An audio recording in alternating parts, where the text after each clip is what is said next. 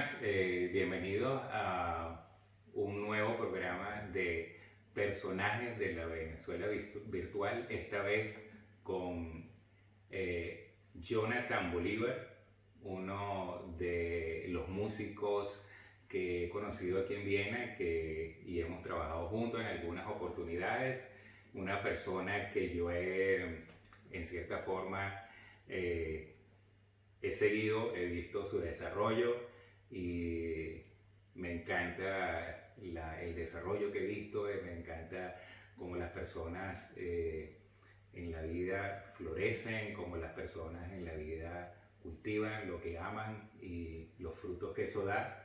Y obviamente cada vez que me encuentro con Jonathan son oportunidades para el alma, para escuchar su música, para ver sus interpretaciones, y has llenado muchos espacios de mi vida y me has hecho los días después de verte felices.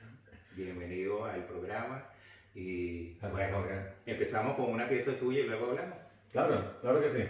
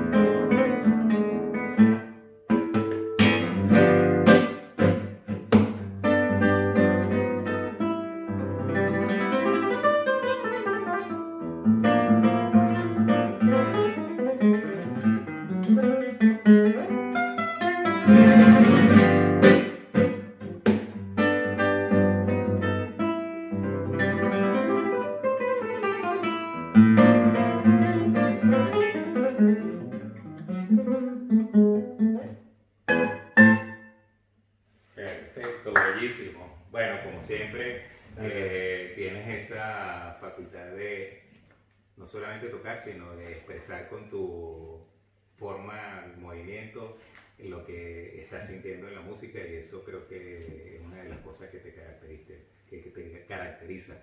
Bueno, yo amo la guitarra, es como otra parte de mi cuerpo, ¿no? La he practicado tanto y le tengo tanto cariño que sin ella no puedo vivir. Es una manera de expresar lo que más hondo siento por medio de este madero, ¿no? Mira, y bueno, para que los que nos escuchan te conozcan un poco más, ¿cuándo llegaste a Viena? Yo llegué a Viena en el 2008. En el 2008 yo terminé de estudiar en Venezuela en el conservatorio con Luis Ochoa, que como él había estudiado aquí, yo había escuchado en el conservatorio de Viena, entonces claro, eso te queda un poco en la mente, ¿no? También cuando estudias historia de la música, mucho apunta a esta ciudad que, si te imaginas los grandes nombres de la música clásica, Mozart, Beethoven, Brahms, Mahler, Schoenberg y bueno, la lista más larga. Entonces yo tenía curiosidad de ver cómo es esta cosa. Pero tú veías la música, veías Viena y veías las partituras y lograbas ver a Viena o veías la partitura y luego te sorprendió Viena. ¿Cómo fue la impresión cuando llegaste? Bueno, yo me imaginaba que en cada esquina de esta ciudad había música. Yo fantaseaba que aquí se respiraba música. Mira, cuando yo llegué aquí, lo primero que vi fue Westbahnhof, porque llegué en tren. Yo estaba en Alemania primero, pero después llegué a Stephanplatz y me sorprendió el centro de la ciudad y su arquitectura. Me quedé fascinado. Claro, yo viviendo aquí después de varios años, me di cuenta que realmente esa fantasía tenía razón, porque en esta ciudad se respira música. Bueno, que ahorita porque todo está cerrado, no está tan activo así, pero en situaciones normales siempre hay conciertos, siempre hay actividad cultural. Bueno, eso es todas las personas que se ven. Cuando yo me vine acá igual, pensaba la gente que uno pues aquí iba a vivir de una forma súper mezclado con la cultura, con oportunidades de conciertos, con cantidad de exposiciones y en realidad yo creo que aquí pues se vive una vida normal y depende de tu presupuesto cuánto te da para participar en las actividades culturales. También la vida cultural tiene un costo. Sin embargo, la ciudad tiene muchos niveles de oferta. Claro. Y yo diría que cualquier persona puede participar en la cultura, pero hay gente que no participa. O sea, el simplemente hecho de estar en Viena no implica que tú seas amante de la música. Pero es que también si no te gusta la música o no te interesa la pintura, viviendo aquí en la ciudad es un museo. La arquitectura es un museo y es que tienes que taparte los ojos sí. para no apreciar el Parlamento, Rathaus por lo menos. O sea, y se puede seguir hablando de eso como artista. Algo que me ha fascinado mucho de la ciudad es la gente que he conocido, ¿no? La diversidad de naciones, de amigos que he hecho, de Europa, de Asia, de Latinoamérica, todos presentes aquí, ¿no? Sí, y eso de la característica que tiene Viena es que usted va a ver que todos los espectáculos de alguna forma internacionales van a pasar por acá, las tendencias van a pasar por acá, van a haber rotación de las exposiciones en los museos en que te van a llegar algunas obras que están en otros museos, las vas a ver acá. Políticos van a venir acá, es decir, hay cantidad de cosas que vienen a Viena y uno no tiene que moverse, es algo así como que un sitio estratégico. Claro, bueno, estratégico y hablando de moverse también es muy práctico como artista de escenario que soy. Para viajar en Europa estamos en pleno centro, entonces a Rusia, a España es más fácil por supuesto que si uno viviera en América, ¿no? Mira, anteriormente estábamos hablando, antes previo a sentarnos acá, sobre cuestiones de la vida y eso. Una de las cosas que tú dijiste es que tú eres ese músico en que tienes la parte clásica, pero que también sacas la parte de la música, digamos, venezolana o de algunos ritmos latinoamericanos de vez en cuando y también los puedes mezclar, pues. Entonces, bueno, me imagino que a nivel de los músicos eso también tiene un impacto porque como que se logra la transmisión cultural, se logra quizás en algún momento elevar la música que quizás es música, pongámosla folclórica, que quizás no es tan sofisticada en las manos de una persona que la puede exalzar a nivel técnico y lo más sofisticado y estético posible como eres tú, y dar a entender que eso tiene cabida en estos lugares. Bueno, lo has expresado muy bien. O sea, yo me he formado como músico clásico, estudié en un conservatorio en Venezuela y aquí hice mi maestría en la Universidad de Música y Arte Dramático de Viena, pero soy de Venezuela y ahí se respira la música popular por doquier, o bien escuchas la música en la calle con vecinos, o la gente en las reuniones que sacan su cuadro y se ponen a cantar, todo el mundo toca un poquito el cuadro, o si te montas en el transporte público, bueno, escuchas de todo. Y eso de alguna manera como artista también te nutre.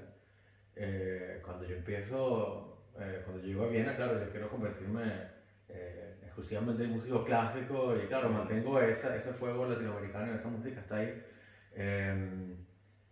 Pero rápidamente, quizá por esa nostalgia de la distancia que uno tiene con Venezuela, la tierra me llama y me dice, mira, tú tienes otros elementos ahí que también puedes mostrar.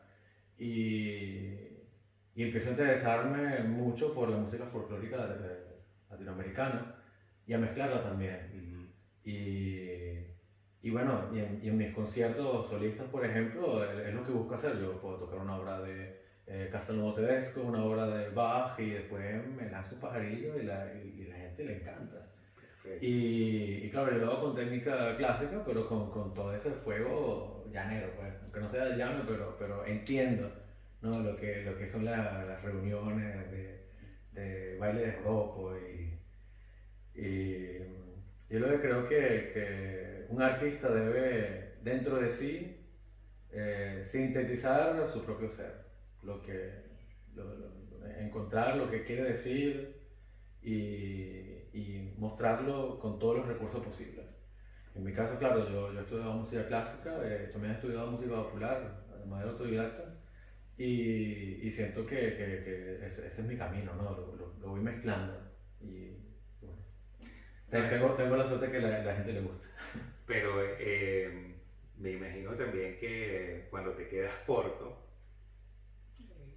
la guitarra te ayuda y entonces tienes ese universo de toda la música aprendida que es tu bagaje cultural, digamos, que te ayuda a abrir puertas y eso. ¿Tú crees que se te ha hecho difícil explicarte o te has explicado en forma musical?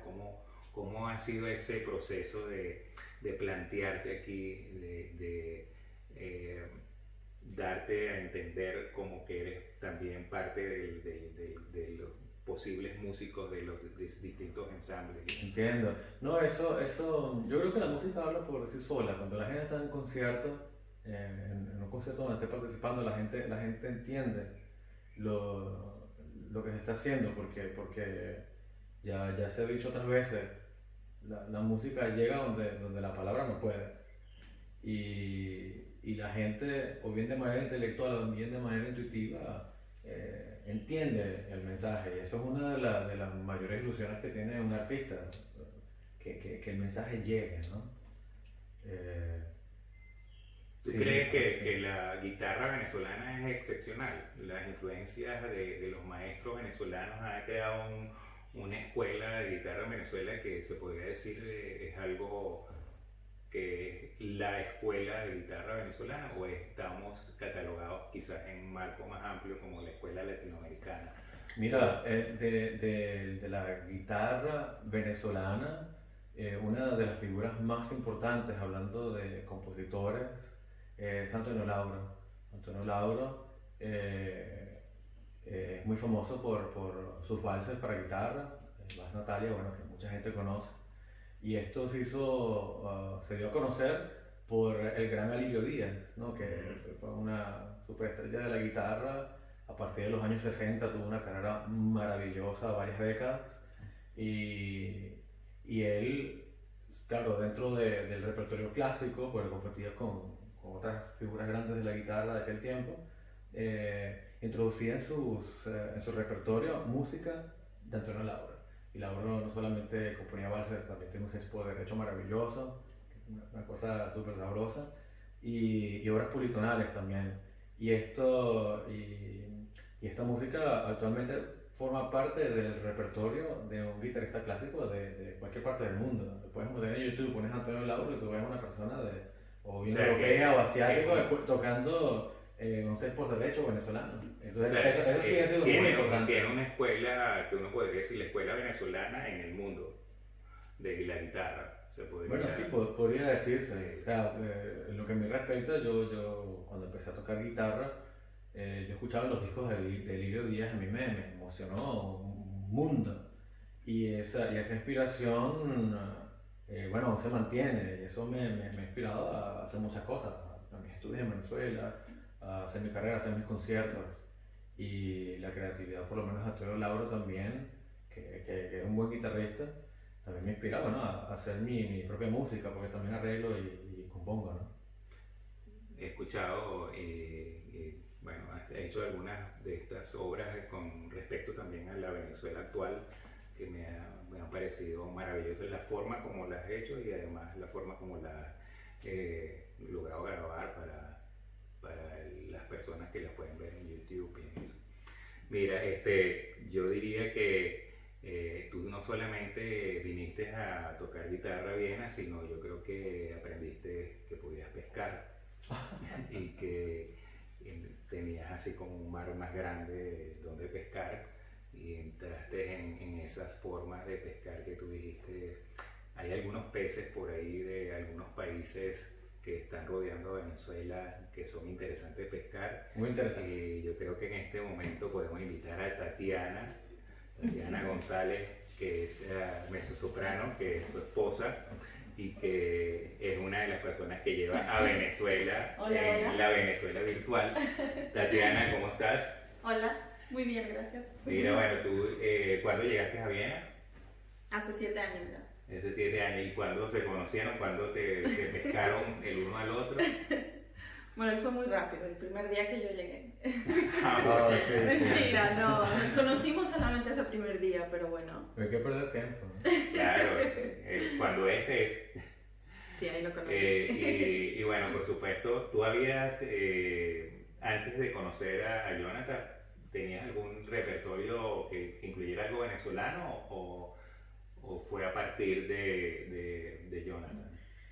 La verdad, a partir de Jonathan, sí, nosotros construimos un dúo desde el principio donde hacíamos un poco de música ecuatoriana, también un poco peruana porque en Ecuador se hace mucho, ¿no? Pero claro, él me introdujo en ese mundo de la música venezolana. Buenísimo, o sea que yo yo estudié mi doctorado en Alemania y tenía el doctor Fata, el tutor, digamos, era un alemán que había vivido en Estados Unidos. Y entonces él decía que en Estados Unidos sus amigos eran muchos franceses y en Alemania, tú sabes, los alemanes pues se sienten un poco así como que estresados con los franceses porque han tenido épocas en la historia que han sido... Unos roces fuertes. ¿Sí? Pero desde el punto de vista de California eran súper amigos, o sea, la cultura europea los unía muchísimo y eran hermanos. Entonces yo creo que eso sucede también en nosotros cuando sí, claro. Los latinos en el extranjero nos sentimos la misma barca, como dice. Claro, nos acompañamos, nos queremos mucho, nos complementamos también. Tu música es maravillosa, la música venezolana, wow.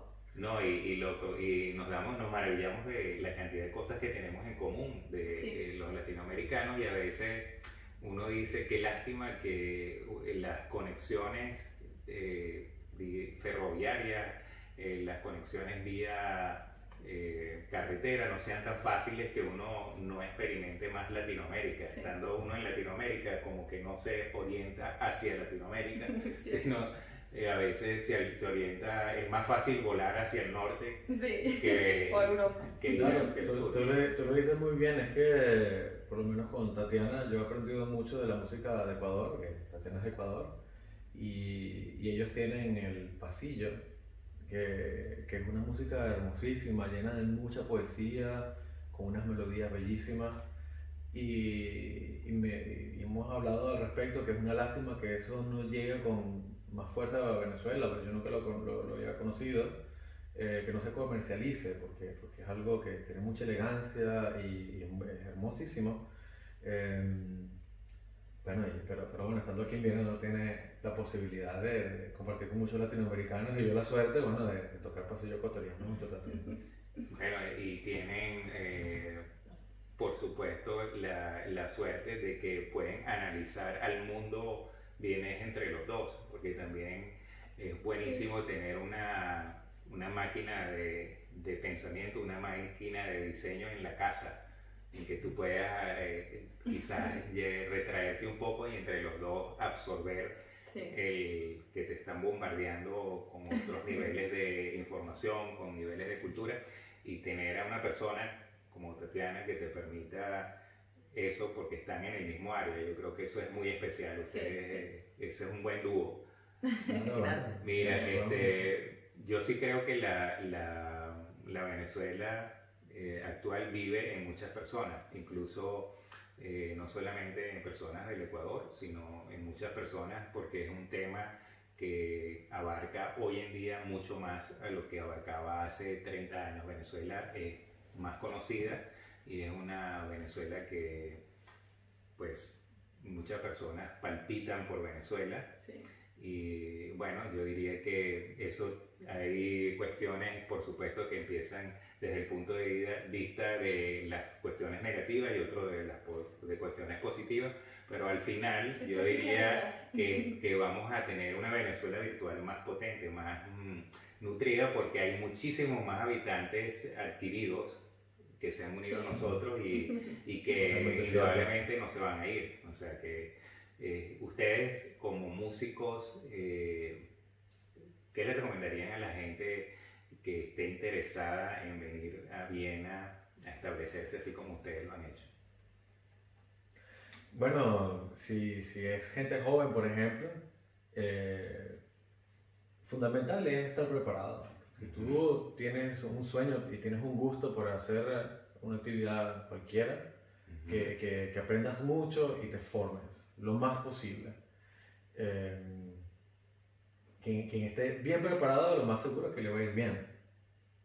Una cosa también de la preparación de venir a Europa, de venir a Viena en este caso, es aprender el idioma, porque eso te facilita muchas cosas, ¿no? Aquí hablamos alemán y todo se mueve con ese idioma. También eso te da acceso a otra manera de pensar, porque el idioma tiene otras estructuras distintas al español, y aunque los países, Austria y Venezuela, tienen mucho que ver, Ecuador también, con respecto, porque somos países cristianos, sí, algunas actitudes son distintas, pero por medio del idioma también ayuda a que uno se conecte, ¿no?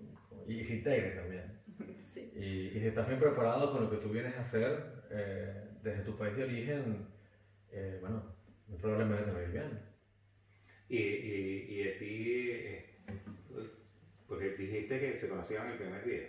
Sí, el primer ¿Cómo día. te fue con el alemán teniendo, digamos, a un instructor de español venezolano? Claro, mi maestra al principio, un novio venezolano, pero solo van a hablar en español. Y yo, bueno, sí. Sí, bueno, él habla muy bien alemán. O sea, cuando yo necesitaba ayuda y aún para alguna traducción, alguna cosa, él siempre me ha ayudado. Él habla muy bien alemán. Pero ha sido una fuente de Pero claro, te ha servido para hacer las tareas, pero en la casa hablaba en español. Claro, eso sí. Y te ha ido entonces, a pesar de que te ha ido bien en el alemán. Bueno, lo he ido aprendiendo con el tiempo, sí. O sea, no es un idioma fácil. Yo no llegué, como dice Jonathan, aprendiendo. Alemán, lo aprendí aquí. Sí, no es un idioma fácil, pero se puede. ¿Y tú no piensas que, por ejemplo, el alemán, desde el punto de vista de formular ideas y de algún tipo de, digamos, de materia, quizás en la música es muy específico y es bueno como para documentar cuestiones? ¿No crees eso?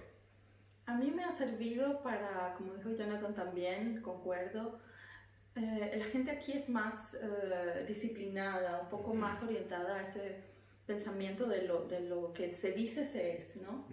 Entonces no es como en Latinoamérica que uno está con no sé la palabra, el cuento. Entonces aquí este idioma no te lo permite. Tú solamente tienes que decir lo que quieres decir. Entonces, claro, eso al final te nutre, tanto para la música como para la vida, ¿no? Sí. Te abre la mente hacia otra forma de ser. Esa es una de las cosas que yo aprendí en un principio, que cuando tú le dices, por ejemplo, a una persona latinoamericana, ¿quieres ir al cine? Te dice, llámame y te digo. Algo así. ¿Qué pasa? Los alemanes te dicen, no me da la gana, no tengo gusto, habe keine Lust. O sea, y tú al principio dices, uy, me dijo, no me da la gana. Pero es que son si te dice, vamos a darle, vamos a darle. Sí. Vamos a ver, no. Ok, ¿a qué hora y todo? Queda todo perfecto, cada quien lo nota y van al cine. Claro. Sí. Bueno, y hablando también de alemán, que Tatiana es cantante de ópera, ella es mezzosoprano. El repertorio alemán le queda maravilloso. Además, en YouTube la pueden encontrar, Tatiana González, mezzosoprano, y tiene unas obras de Brahms espectaculares. Y bueno, y muchas otras, ¿no? Sí, el idioma alemán a mí en lo personal me encanta para cantar, porque te permite articular, digamos, fuerte, utilizar la consonante para enviar más sonido. Me gusta. Mira, nosotros vamos a tener una cuestión súper especial para cerrar y bueno, de esas cosas que yo por lo menos lo voy a disfrutar y lo voy a escuchar más de una vez luego, que es esta pareja, tú cantando y él acompañándote. ¿Qué vamos a cantar o qué vas a cantar? Zumba que zumba. Zumba que zumba, qué belleza. Tiene un montón de letras, así que bueno, quise consentirlos un poco, pero igual, lo voy a leer fuerte.